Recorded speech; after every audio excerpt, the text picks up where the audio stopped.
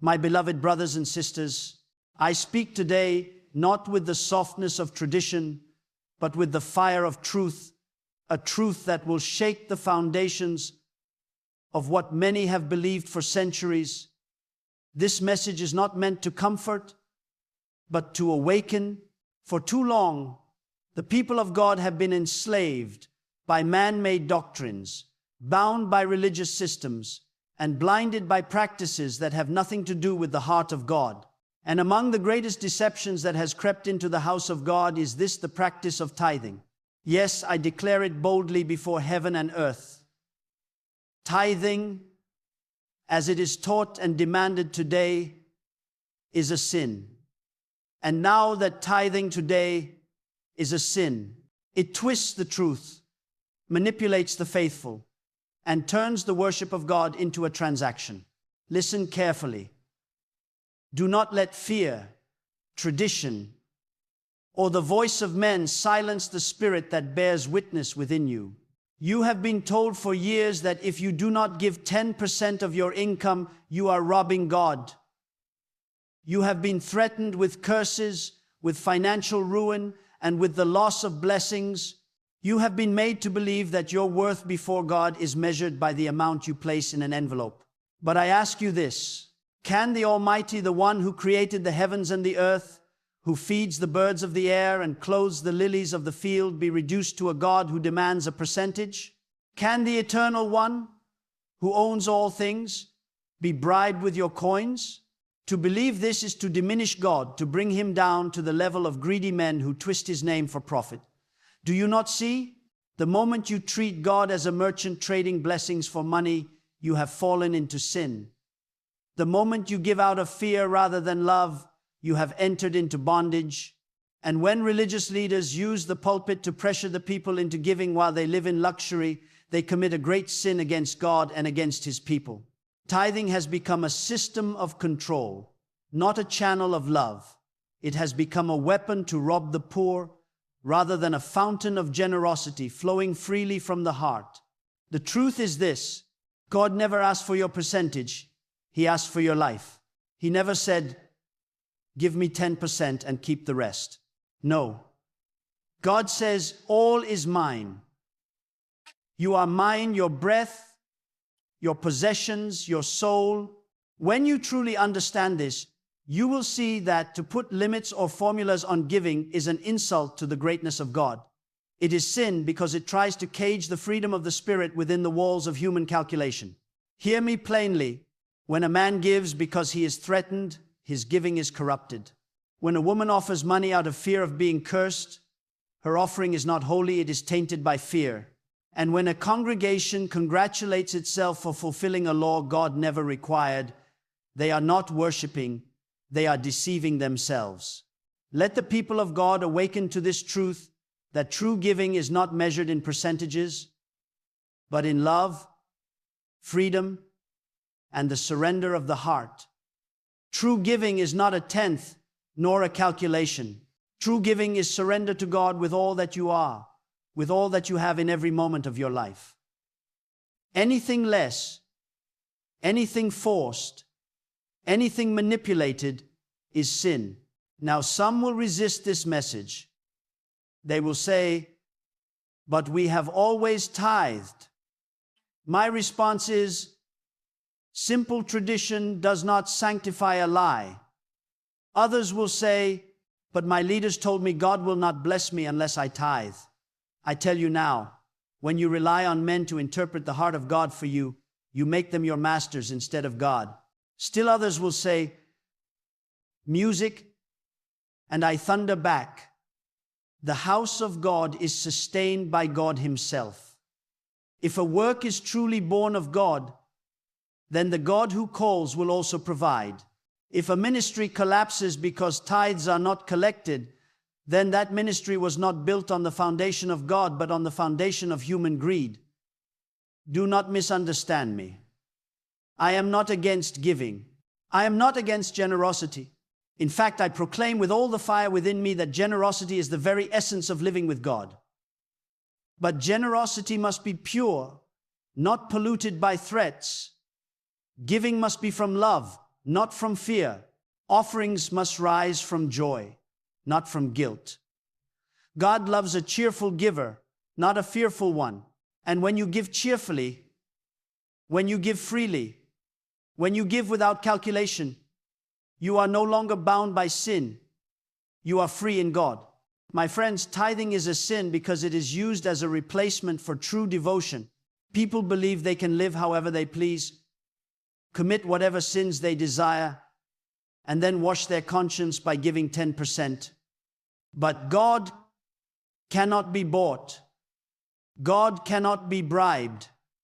God is not mocked. You cannot live in darkness and then think your tithe will open the gates of blessing. No. God demands your heart. God demands your obedience. God demands your holiness. And when you give your life fully to God, your giving will not be a percentage. It will be unlimited.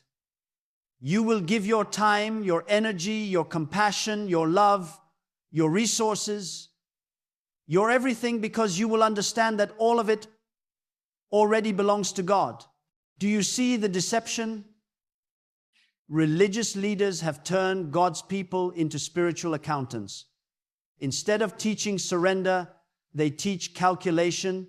Instead of calling you to holiness, they call you to percentages. Instead of leading you into the depths of God, they trap you in the shallow waters of financial obligation.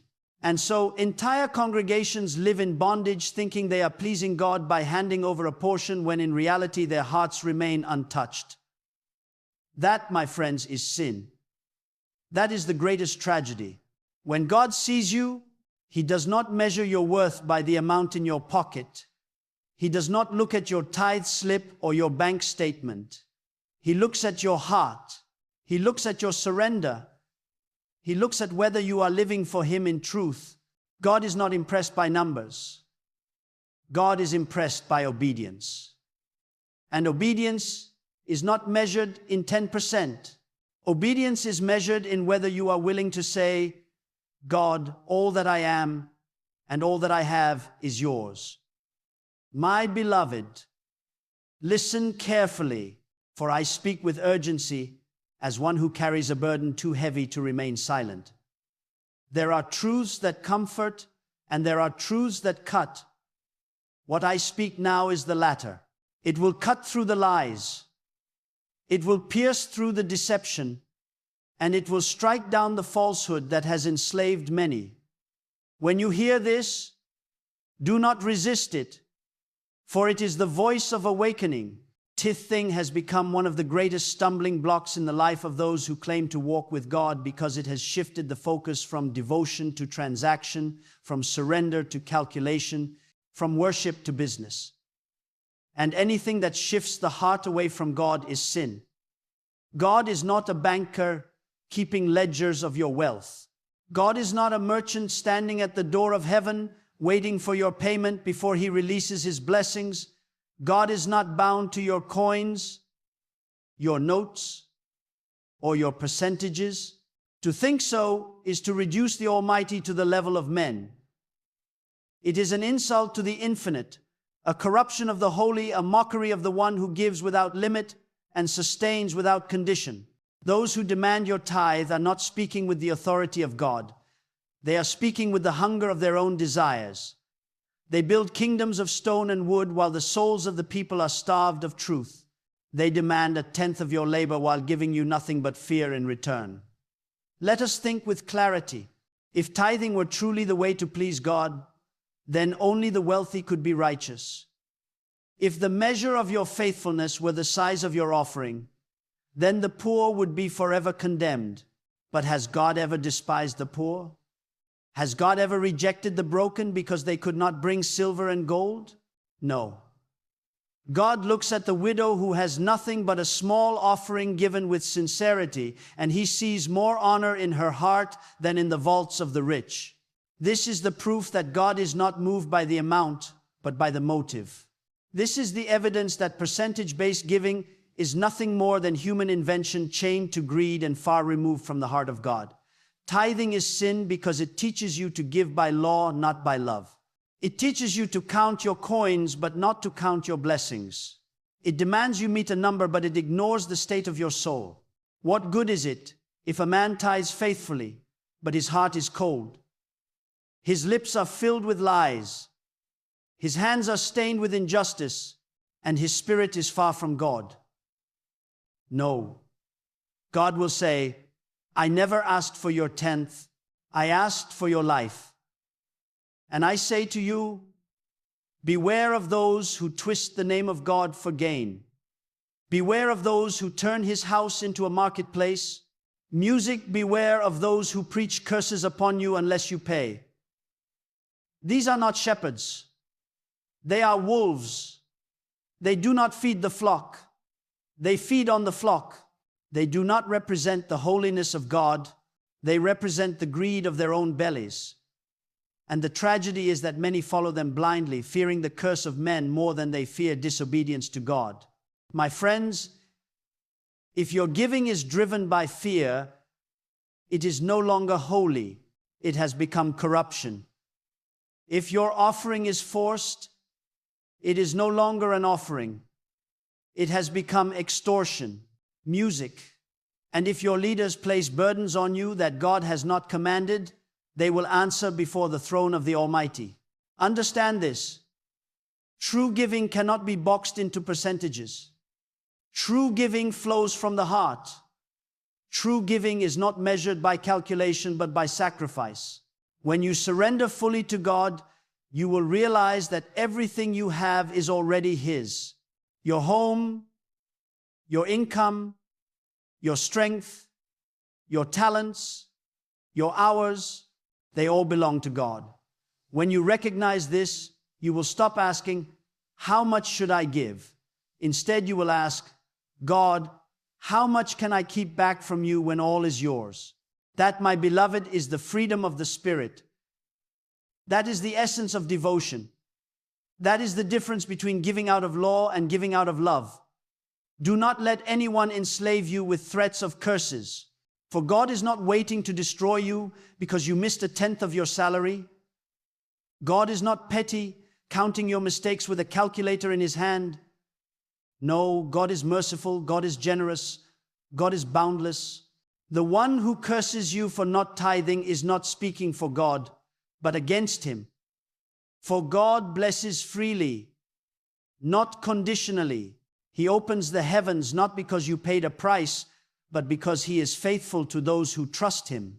And hear me, if you give a tenth thinking you have satisfied God, but you ignore the needs of your neighbor, you are in sin. If you place money in the hands of religious leaders, but turn away from the hungry, the thirsty, the orphan, and the oppressed, your tithe becomes an offense. God does not need your money. Either side is your compassion. God does not require your tenth. He requires your justice. God does not hunger for your coins. He hungers for your heart. Do you know why tithing has been exalted so highly in many places? Because it is easier to manipulate money than to demand holiness. It is easier to command percentages than to preach repentance. It is easier to build buildings than to build souls. And so men have chosen the path of convenience, enslaving the people to law while ignoring the call to purity. But I declare to you today, God is not mocked. God will tear down every system that elevates money above truth. God will strip the masks from those who exploit His name, and God will raise up a people who will serve Him with undivided hearts, unshackled from tradition, free to love, free to give, free to live wholly for Him. So, my beloved, break free from the chains of this deception. Do not let your relationship with God be reduced to mathematics. Do not measure your faith by the size of your envelope. Do not think your standing before God can be bought or sold. Give to God with freedom, give with joy, give with compassion, give with the knowledge that everything belongs to Him already. And when you live like this, you will see a life overflowing with peace because you will no longer live under the burden of obligation but under the freedom of devotion. My beloved, lean in and listen closely For the truth I speak is not a whisper, but a thunder that shakes the very ground of falsehood. There are times when a preacher must comfort, but there are also times when a preacher must confront. Today is a day of confrontation with a lie that has walked too long among the people of God. This lie has wrapped itself in garments of holiness. It has stood in pulpits. It has raised its voice with authority. But beneath it all, it is deception. And I say it without fear. Tithing, as it is preached and practiced today, is a sin because it corrupts the purity of devotion and entangles the heart of worship with the chains of money. God is not a collector of fees. Music God is not sitting in the heavens calculating percentages as though he were an accountant of men. To imagine so is to shrink his majesty to the level of our systems. God is far above such limitations. He is the owner of all things, the giver of every breath, the sustainer of every heartbeat. What can you possibly offer him that is not already his? What coin, what bill, what portion of your labor can you claim as yours to begin with? Everything in your hand is on loan from God. When you understand this, you will see how shallow and distorted the practice of tithing has become. The tragedy is that men have used tithing not as a call to holiness, but as a tool of manipulation. They have built empires of stone and marble, while the poor weep in silence. They have preached curses on the faithful if they fail to pay, while they themselves live in comfort, luxury, and ease. They stand before the people with smiles on their faces, but behind their smiles is the hunger for more wealth, more buildings, more power. And all of this is done in the name of God. But I tell you, God is not mocked. God sees. God hears. God will not remain silent forever. Those who misuse his name for profit will one day tremble under his judgment. Now, do not mistake my words. I do not say that giving is wrong. Giving is holy when it springs from the fountain of love, when it is born out of gratitude, when it flows from a heart that knows everything belongs to God. But when giving is chained to fear, when it is driven by guilt, when it is demanded as a condition for blessings, it ceases to be holy and becomes polluted. God does not delight in coerced offerings. God delights in free will. God delights in the soul that says, I will give not because I must, but because I love. I will give not because I am threatened, but because I am grateful. I will give not because I calculate, but because I surrender.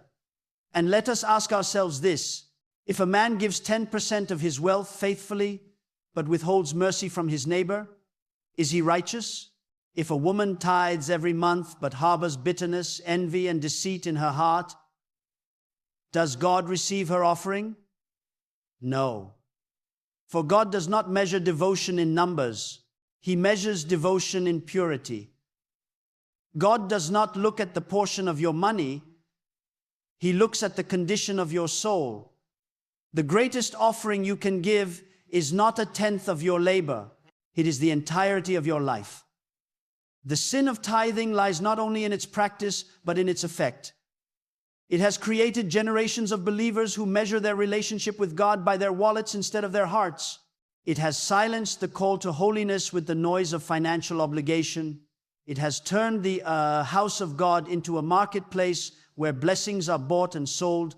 My friends, when you see religion reduced to transactions, know that you are no longer standing in the truth of, but in the system of men.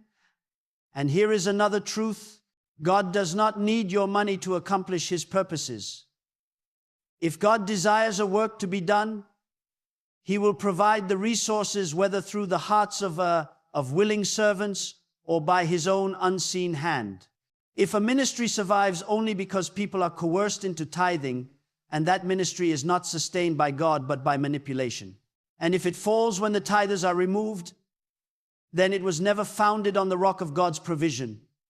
True works of God are upheld by his power, not by the forced contributions of his people.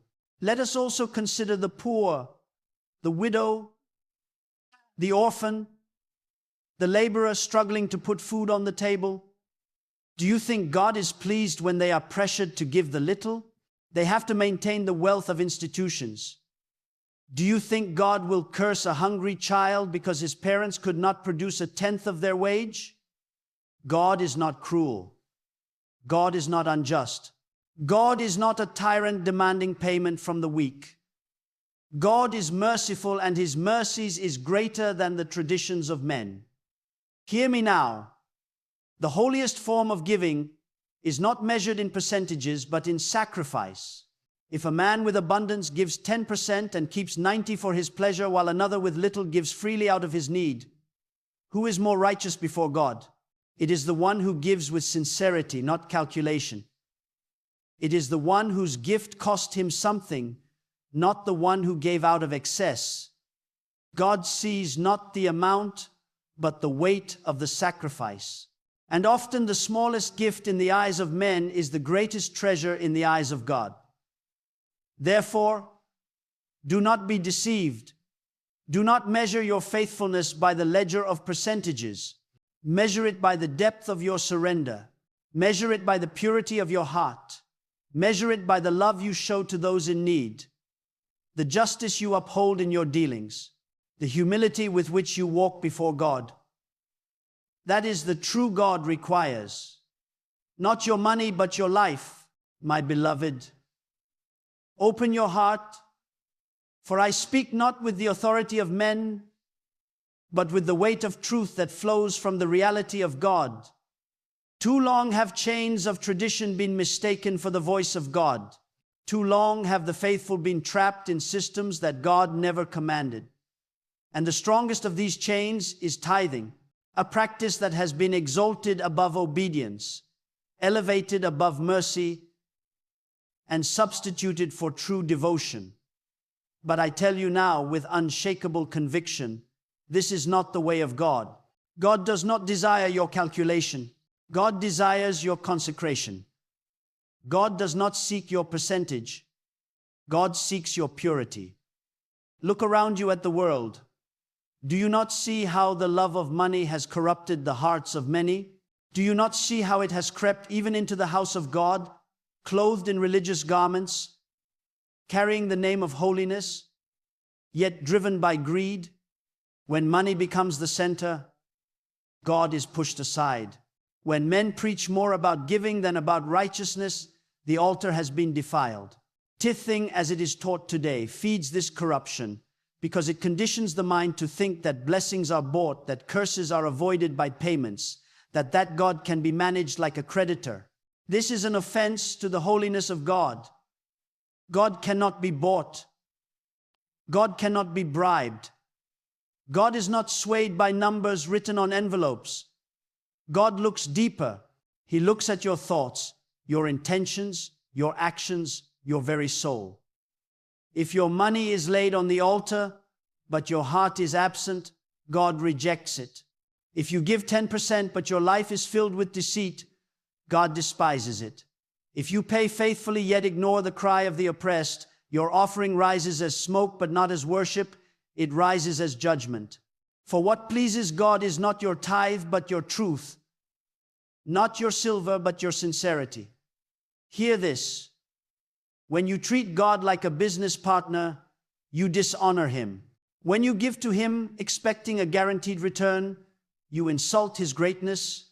When you hand over a percentage and believe that settles your obligation, you diminish his authority. God is not a merchant. God is the creator, the master, the Lord of all existence. He asks not for your fraction, but for your fullness. He asks not for your tenth, but for your total. Anything less is not worship. It is compromise. And let me speak with even greater boldness. Those who enforce tithing upon you commit sin themselves. They claim to speak for God, but they speak their own hunger. They build towers of wealth while the people suffer. They are like those of old who turned the house of prayer into a house of trade. And I tell you with certainty, God sees and God will not be silent. Their wealth will testify against them, and their manipulation will be judged. For God is a defender of the poor, and he will not allow their cries to go unanswered. Beloved, let your eyes be open to a greater truth.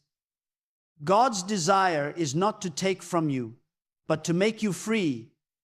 Free from fear, free from manipulation, free from the lies of men. When you give to God, let it not be out of pressure, but out of the overflow of your heart.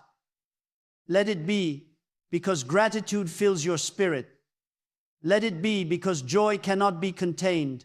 Let it be because you long to reflect His endless generosity. That kind of giving cannot be measured by percentage. Sometimes it may be more than 10%, sometimes less, but always it must be led by the Spirit of God within you, not by the laws of men. Do not misunderstand me. I do not preach stinginess. No, I call you to something higher. I call you to radical generosity, not the generosity of law, but the generosity of love. When you see the hungry, feed them. When you see the naked, clothe them. When you see the oppressed, lift them up. This is the offering that God receives with joy. This is the sacrifice that ascends to Him like a sweet fragrance. When your hand opens to your neighbor in need, you are giving directly to God. When your heart overflows with compassion, you are laying up treasures in eternity, treasures far greater than all the tithes of all the temples of men. Think of this, beloved. If your child gave you 10% of his allowance, yet treated you with dishonor, would you be pleased? Would you not rather have his love, his respect, his obedience? So it is with God. He does not desire your calculated gifts while your soul remains distant. He desires your devotion, your heart fully surrendered.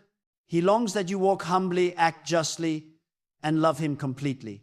Tithing distracts from this truth because it deceives you into thinking that fulfilling a duty fulfills a relationship. But a relationship with God is not about duty, it is about surrender. It is about intimacy. It is about your life being fully aligned with His will. Here lies the mystery. When you tithe, you limit God's claim. You say, "This portion belongs to you, but the rest is mine." But when you surrender all, you realize everything belongs to God, and you are merely a steward.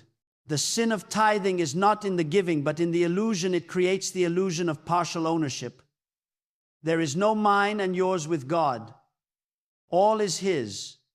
You are but a trustee of His abundance. And if you are faithful with little, He will entrust you with more, not because you gave a tenth, but because you lived as one who knows nothing is yours to begin with.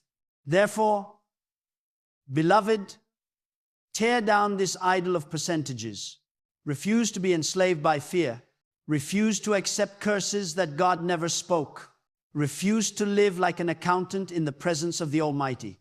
Live instead as a child before your Father, free, surrendered, and overflowing with gratitude. When you live like this, your giving will have power, not because of its amount, but because of its purity. It will move the heart of God, not because it was calculated, but because it was consecrated. My beloved, hear me as I bring this truth to its close. The voice of God is not a voice of oppression or fear. It is a voice of freedom and truth. It calls His people out of bondage and into the light. Tithing, as it has been preached by men, is not the pathway to God. It has become a chain forged by greed, a shadow that hides the true meaning of devotion. God never asked for your percentage. He asked for your heart, your life, your surrender, your obedience. Do not think this message is about withholding. No, it is about releasing yourself from fear, from manipulation, from the lie that blessings can be bought. When you give, let it be pure. When you serve, let it be joyful. When you love, let it be without condition. This is the kind of offering that touches the heart of God. So rise, children of God. Rise above tradition. Rise above manipulation. Rise above the empty threats of men. Walk in freedom. Live in surrender. Let your life itself become the offering. Let every breath be a gift to the one who gave it. Let your compassion, your justice, your humility, and your love be the true tithe that God desires. And when you live like this, you will discover the windows of heaven do not open because you paid. They open because you trusted. They open because you walked in truth. They open because you gave him not a tenth, but all. This is the call. This is the truth. This is the freedom. All belongs to God. All is sustained by God. All returns to God. Give him not your portion, give him your everything. And in giving all, you will discover you lose nothing, but gain everything in him.